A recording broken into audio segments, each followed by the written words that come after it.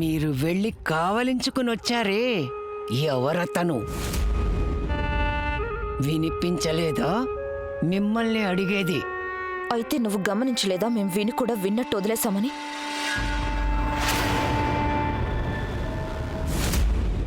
మాకు అనుమానం వచ్చింది మీకు మళ్ళీ రెక్కలు మొలుస్తున్నాయని. కానీ ఇప్పుడు అనిపిస్తోంది మీ రెక్కలు అసలు కత్తిరించనే లేదు. మీ గొంతు తర్వాత నులిమేస్తాం. మీ రెక్కలు కత్తిరించమని మేం పంపిన వారి గొంతు మేం ముందు నులమాలి.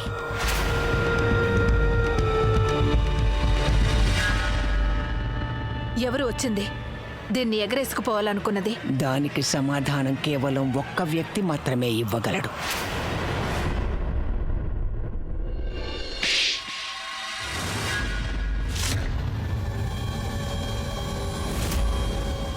ఉన్నట్టుండి మా మీద ప్రేమ పుట్టుకొచ్చిందే. ఇప్పుడు మేమేం చేశాం? ఇప్పుడు కాదు, ఎన్నో ఏళ్ల క్రితం. ఏళ్ల కిందట మేమేం చేశాం? మీరు ఏం చేశారు అన్నది ప్రశ్న కాదు, మీరు ఏం చెయ్యలేదు అన్నదే ప్రశ్న. కొన్నేళ్ల క్రితం మేం మిమ్మల్ని రాజమాతని గాయత్రిని చంపమని పంపించాం. నిజమేంటో మాకు మర్యాదగా చెప్పండి. మీరు వాళ్ళని చంపారా లేదా? హఠాత్తుగా ఇన్నేళ్ల తర్వాత ఈ ప్రశ్న? మేం ప్రశ్న వేస్తే ప్రశ్న అడగద్దు, సమాధానం చెప్పండి. మీరు ఆ రోజు వాళ్ళని చంపారా లేదా? వెళ్ళిపోండి ప్రియంవద, ఇక్కడి నుంచి వీరనితో దూరం వెళ్ళిపోండి. పెదరాణి అమ్మగారి సైనికులు ఇక్కడికి రాకముందే ఇక్కడి నుంచి వెంటనే వెళ్ళిపోండి. మేం వాళ్ళిద్దరినీ హతమార్చి క్రూర మృగాలకి ఆహారంగా పడేశాం. మీరు చెప్పేదే నిజమైతే మరి ఆ స్వర్ణ ఎవరిని కలిసింది? మాకెందుకో ఆ లక్ష్మణ్ ఇంకా చావనే లేదనిపిస్తోంది. లక్ష్మణ్? లక్ష్మణ్కి మాకు సంబంధం ఏంటి? ఉత్తి పుణ్యానికి మీరు మమ్మల్ని చంపదెబ్బ కొట్టారు. ఈ రాణి ఇంతవరకు రాలేదేంటి? అమ్మా, నేను ఈరోజు బిందుని చూశాను. నేను 7 ఏళ్ల తర్వాత మొదటిసారి నా కూతుర్ని చూశాను. అమ్మా, నేను స్వర్ణ రేపు పెళ్లి చేసుకుంటున్నాం. మా మనసెందుకో గాబరా పడుతోంది. ఈ పాటికి రాణి ఇంటికి రావాల్సిందే. అయ్యో భగవంతుడా, ఇంతకు ముందెన్నడూ ఇలా చెయ్యనే లేదు. ఒకవేళ ఎవరికైనా తన గురించి తెలిసిపోయి ఉంటుందంటావా? అతను లక్ష్మణని మీకెలా తెలుసు? మీరు అతని మొహం చూసారా? లేదు. వచ్చింది ఇంకెవరో అయ్యుండొచ్చు కదా. వేరెవరో అయ్యే ప్రసక్తే లేదు. స్వర్ణ కనిపించిన వారితో కాలు జారే రకం కాదు. స్వర్ణ మొహంలో ఆ సంతోషం, ఆ భయం, అవి చూస్తుంటే మాకెందుకో లక్ష్మణ్ వచ్చినట్టు అనిపించింది. లక్ష్మణ్ సంగతి అయితే మాకు తెలియదు, కానీ రాజమాత ప్రియంవదని గాయత్రి కూతుర్ని మేము మా చేతులతో చంపాం. ఇప్పటికైనా మీరు మా మీద నమ్మకం ఉంచండి. వాళ్ళిద్దరూ చనిపోయారు. అయ్యో అమ్మా, అమ్మా మీరేం కంగారు పడకండి. చిన్నపిల్ల ఆడుతూ పాడుతూ ఇంటికి వచ్చేస్తుంది. లేదు లక్ష్మణ్, రాణి ఇంతకు ముందన్నడు ఇలా చెయ్యనే లేదు. మేము తన స్నేహితులందరినీ అడిగి చూసాం. బస్తీలో అందరినీ అడిగి వచ్చాం. మనం వెంటనే వెళ్ళక తప్పదు. పద వెళదాం. అమ్మా వినండి, మీరు అనవసరంగా కంగారు పడుతున్నారు. అలాంటిదేం జరుగుండదు. అయ్యో, ఇందులో అనవసరమే ఉంది. ఒకవేళ మహల్ వాళ్ళు తన్ని చూశారంటే చాలా ప్రమాదం తనకి.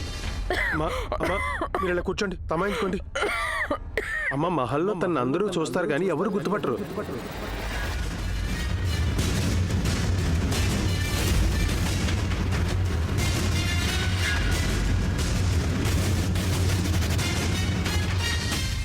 పెదరాణి అమ్మా, రాణి ఆడుకుంటూ మహల్లోని గదిలోకి వెళ్ళి నిద్రపోయింది. అయితే ఏం చేయమంటావు? వెళ్ళి ఉయ్యాలూపాలా? వెతుక్కుంటూ వచ్చి వాళ్ళ నాన్న తీసుకెళ్తాడులే. సరే పెద్దరాణి అమ్మా.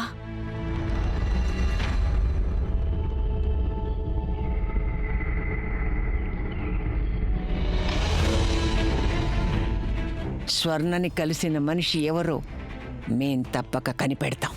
ఆ వచ్చింది లక్ష్మణ్ అని మాకు తెలిసినా, అలాగే లక్ష్మణ్ ద్వారా రాజమాత, ఆ గాయత్రి కూతురు బతికున్నారని తెలిసినా, ఒక్కటి గుర్తుంచుకోండి రాజావారు, బిడ్డ కంటే మాకు సింహాసనమే ఎక్కువ. మీ ప్రాణం తీయడానికి మేమేమాత్రం సందేహించాం.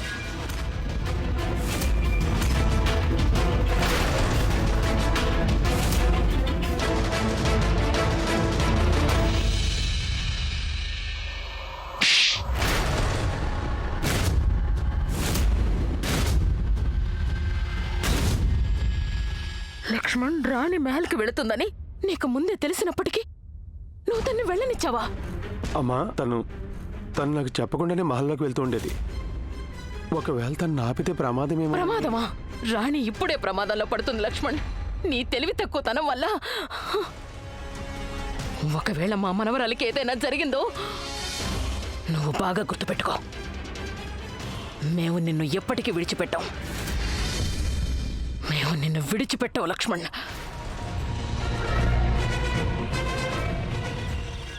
ఆగండమ్మా, ఇప్పుడు మీరు రాజమహల్లోకి వెళ్తే చాలా ప్రమాదం. ప్రమాదంలో రాణిని నువ్వే పడేశావు. ఈ మహల్లోకి పంపించి ఇంకొక క్షణం కూడా మేము తన్ని మహల్లో ఉండనివ్వలేం. ఇక్కడి నుంచి తీసుకువెళ్ళిపోతాం. అందుకోసం మా ప్రాణం పోయినా పర్వాలేదు. ఆగో, ఇటు నుంచి కాదు. మాకు ఈ మహల్కి మంచి అనుబంధం ఉంది. ఒక స్నేహితుడికి స్నేహితుడి రహస్యం తెలుస్తుంది. మాకీ మహల్లోకి వచ్చి వెళ్లే మార్గాలు తెలుసు. మనం ప్రధాన ద్వారం నుంచి కాదు, రహస్య ద్వారం నుంచి వెళదాం. రామాతో.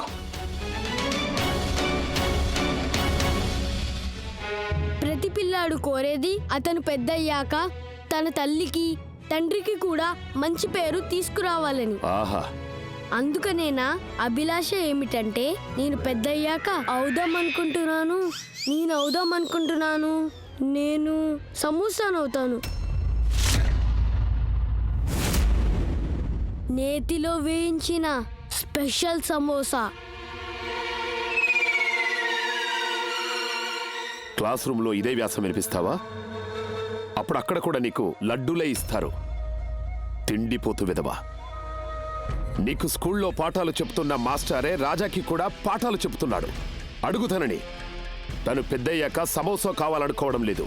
చదువు మీద దృష్టి పెట్టు.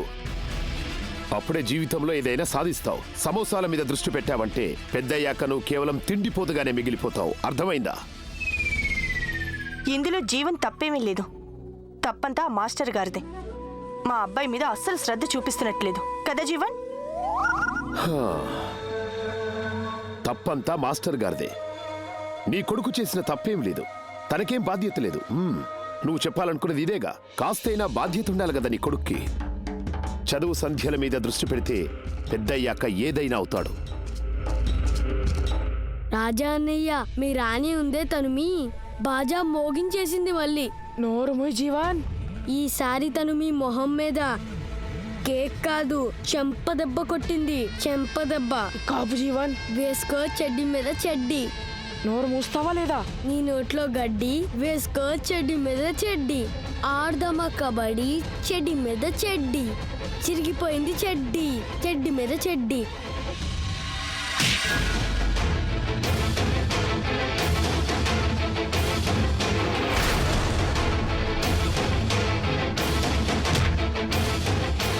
ఏం జరుగుతుంది అక్కడ? మర్యాదగా కొట్లాట ఆపండి. ఆగండి. వదలు. జీవన్ పైకిలే. రా కూర్చో. ఇక్కడ కూర్చో నాన్న. ఇక్కడ కూర్చో. ఏమైంది నాన్న? చూసారా మీ సుపుత్రుడు రాజాని అమాయకుడైన జీవన్ని ఎంత ఏడిపిస్తుంటాడో. ఒక్కోసారి నాకు అనిపిస్తుంది వీడెప్పుడో మా అబ్బాయి ప్రాణాలు తీసేస్తాడేమో అని. మీరు వాడిని ఏమీ అనరు ఎందుకు? రాజేశ్వరి, ఈ నాటకాలాపు. ఈ గుమ్మడికాయకి కాస్తంతైనా దెబ్బైన తగులుండదు. ఇక రాజా, కిందటిసారి నువ్వు చేసిన పొరపాటుని మేము కుర్రతనం అనుకుని క్షమించేశావు. ఇంకోసారి నువ్వు జీవన్ పట్ల ఇలాంటిదేదైనా చేసావనుకో, అప్పుడు మేము మీకు ఎలాంటి శిక్ష విధిస్తామంటే మిగిలిన బాల్యమంతా ఏడుస్తూనే గడుపుతావు. అర్థమైందా?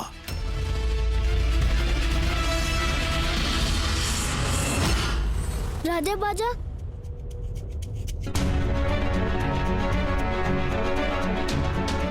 నేను ఎక్కడికి ఎప్పుడు వచ్చాను? నానమ్మ నా కోసం కంగారు పడుతూ ఉంటుంది. నేను వెళ్ళాలి.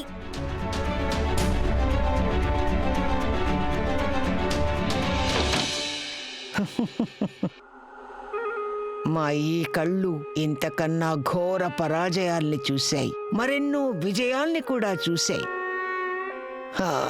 కానీ ఇప్పుడు చేతులు కట్టుకుని నాటకం చూడాల్సిన పరిస్థితిలో ఉన్నాం మేము. ఒకప్పుడు పులిలా ఉండేవారం, పులిలా స్వయంగా మేమే వేటాడేవారం. కానీ ఇప్పుడు మమ్మల్ని కాలం రాబందుగా చేసింది. పైన కూర్చుని కింద చస్తూ బతుకుతున్న వాళ్ళని చూస్తున్నాం. మా వేట మా చేతికి ఎప్పుడు దొరుకుతుందా అని ఎదురు చూస్తున్నాం. కాటి కాపరిగా ఉండిపోయాం. కళ్ళు తెరిచి ఉంచుకోక తప్పదైనా, లేదా అప్రమత్తంగా లేకపోతే ప్రమాదం జరిగిపోతుంది.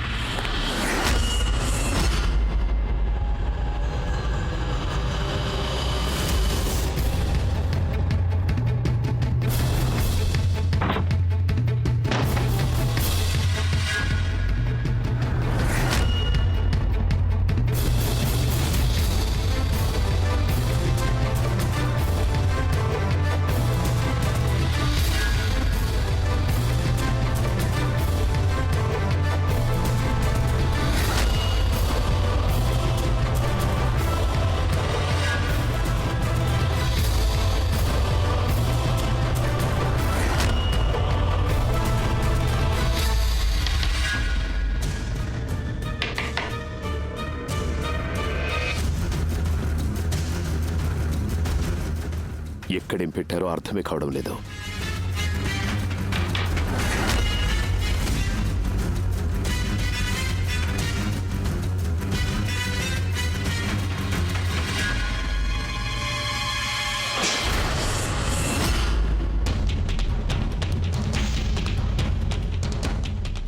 ఎలుకలా?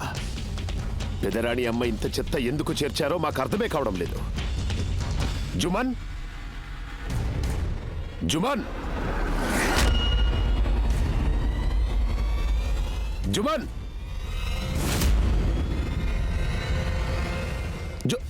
చిత్తం రాజావారు. ఈ గదిలో ఎంత చెత్తుందో తెలుసా? అక్కడ ఎలుకలు కూడా తిరుగుతున్నాయి. రేపట్లోగా ఆ గది శుభ్రంగా కావాలి, అర్థమైందా? చిత్తం. ఈ మహల్లో ప్రతి ఒక్కరూ పందొంగలే.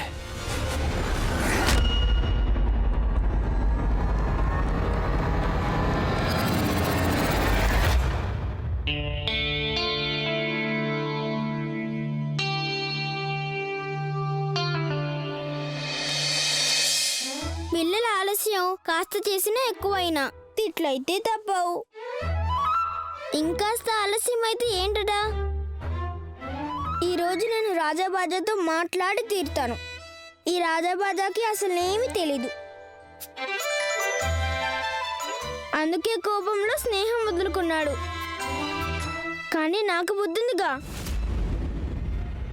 నేనైతే స్నేహాన్ని వదిలిపెట్టను.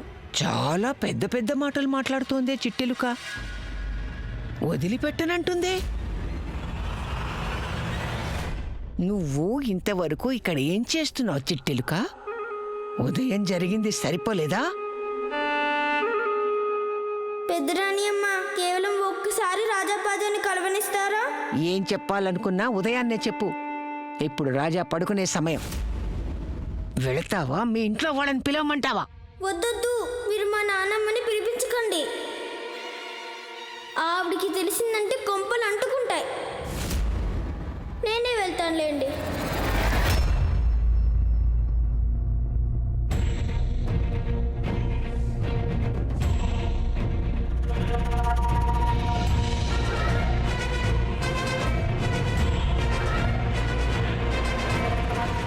నాన్న, ఈ చిట్టెలుక వెళ్ళిందా ఇంకా లేదా?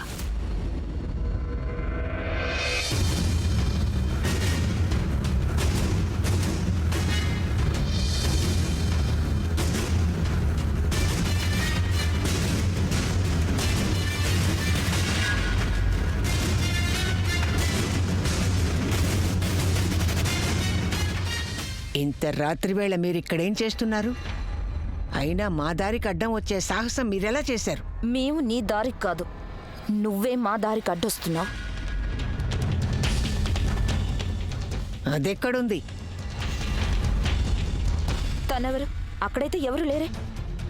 ఓహో, ముసలితనంలో చూపుతో పాటుగా బుర్ర కూడా పాడైపోయిందా?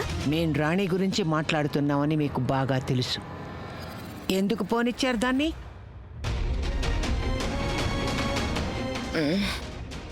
తట్టుకోలేకపోతే అంతలా తాగడం ఎందుకు?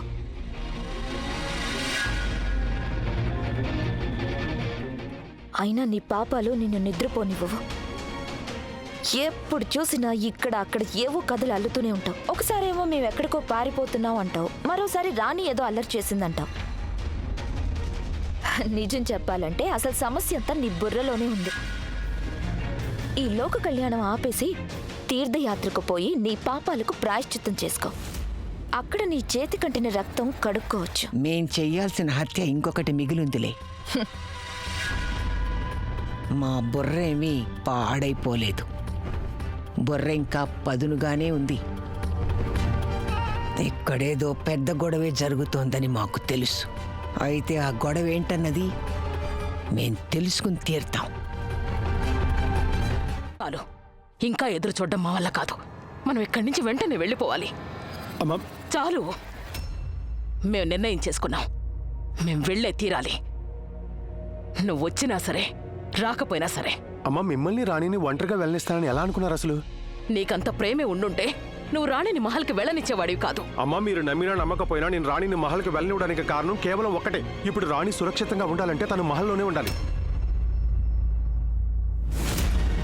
రాణి, నువ్వు నాకు విషయం చెప్పు. ఒకవేళ నువ్వు మహల్కి వెళ్ళకపోతే అప్పుడేం జరుగుతుంది? ఆ దయ్యం గారు ఏమంత సులువుగా ఒప్పుకోరు. నేను మెహల్కి వెళ్ళకపోతే తను నా కోసం ఇక్కడికి వచ్చేస్తుంది. లేదు, మాకొక విషయం అర్థం కావడం లేదు. ఇంతకీ రాణి అక్కడికి ఎందుకు వెళ్ళింది? మేము తన్ని పని చెయ్యొద్దని చెప్పాం. ఆ మాట కూడా తను వినలేదు. అమ్మా, మీరు అలా కంగారు పడకండి. నాన్న, నువ్వు నన్ను లోపలికి రాకూడదని చెప్పావు కదా. కానీ నానమ్మ, ఇలా దగ్గుతుంటే ఉండబట్టలేకపోయాను. నీకు మీ నాన్నమ్మంటే అంత ప్రేమ ఉండుంటే నువ్వు మహల్కి ఎందుకు వెళ్ళావు? నువ్వు నాన్నమ్మకిచ్చిన మాట మర్చిపోయావా? నాకు మాట నిలుపుకోవడం కన్నా నీ ప్రాణం కాపాడడం ముఖ్యం అనిపించింది. ఇప్పుడు నేను పెద్దదాన్ని అయిపోయాను కదా. నేనేమో వంటింట్లోని అటకని కూడా అందుకోగలను తెలుసా. నేనేమో పచ్చిమిరపకాయలు కూడా తినేయగలను. నేను సొంతంగా జడ కూడా వేసుకోగలను. నాకు అన్నీ తెలుసు. నేను చిన్నపిల్లనేం కాను, కానీ నువ్వు లేకుండా ఉండేంత పెద్ద పిల్లని కూడా కాను. నీకు నయ్యం చేయడానికే నీకు ఇచ్చిన మాట తప్పాను. తప్పలేదు, పక్కన పెట్టాను. సుబ్బు నాకు చెప్పాడు, పిల్లలు ఎప్పుడైనా దేవుడి ముందు కొబ్బరికాయ కొట్టు, ఒట్టును తీసి కట్టును పెట్టు. అలా అని అనుకుంటే దేవుడికి వాళ్ళ మీద కోపం రాదట.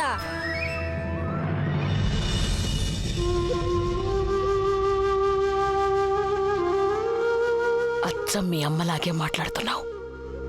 నానమ్మ, నీకు మహల్లో వాళ్ళంటే ఎందుకంత భయం? వాళ్ళు నిజంగా దయ్యాలు గాని రాక్షసులు గాని కాదు. నేను వాళ్ళని దగ్గర నుండి చూశాను. వాళ్ళంతా మనలాంటి వాళ్ళే. లేదమ్మా, వాళ్ళు మనలాంటి వాళ్ళు కారు. వాళ్ళు చాలా చెడ్డవాళ్ళు రాణి. కానీ ఇప్పుడు వాళ్ళంటే నాకు భయం లేదు. నువ్వింకా చిన్న పిల్లవి, నీకు తెలీదు. భయపడనంత మాత్రాన ప్రమాదం లేదని కాదు. పెదరాణి అమ్మా, చాలా బాగుంది.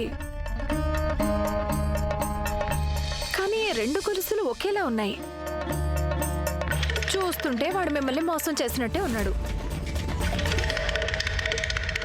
మేమే లోకాన్ని మోసం చేస్తాం చిన్నరాణి గారు. మేమెందుకు మోసపోతాం? మరి మీరు రెండు గొలుసులు ఒకేలా ఎందుకు చేయించారు? కొంతమంది శత్రువుల్ని కేవలం ఓడించి సంతోషిస్తుంటారు, కానీ మేము శత్రువుని ఓడించడమే కాదు, వాళ్ళని మట్టిలో కలిపేస్తాం. ఆ చిట్టెలుకని మేము ఓడించగలిగాం, కానీ తనకి రాజాకి మధ్య ఉన్న స్నేహాన్ని మట్టిలో కలపాలి. వారి బంధం అయితే అలాగే ఉంటుంది, కానీ దాని రూపే మారిపోతుంది. వాళ్ళిద్దరూ శత్రువులనుకుంటూ పెరిగి పెద్దవారవుతారు. వాళ్ళ మధ్య పచ్చగడ్డి వేసిన బగ్గుమంటుంది. మరి ఆ స్వర్ణ సంగతి ఏంటి?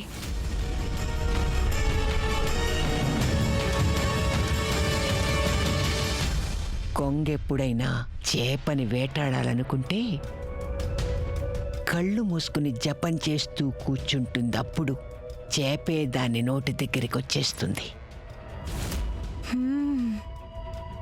స్వర్ణ విషయంలో మేము అదే చేస్తాం. మేము తనని పట్టించుకోవడం లేదని అనుకుంటుంది పాపం, కానీ మా దృష్టంతా తన మీదే ఉంటుంది.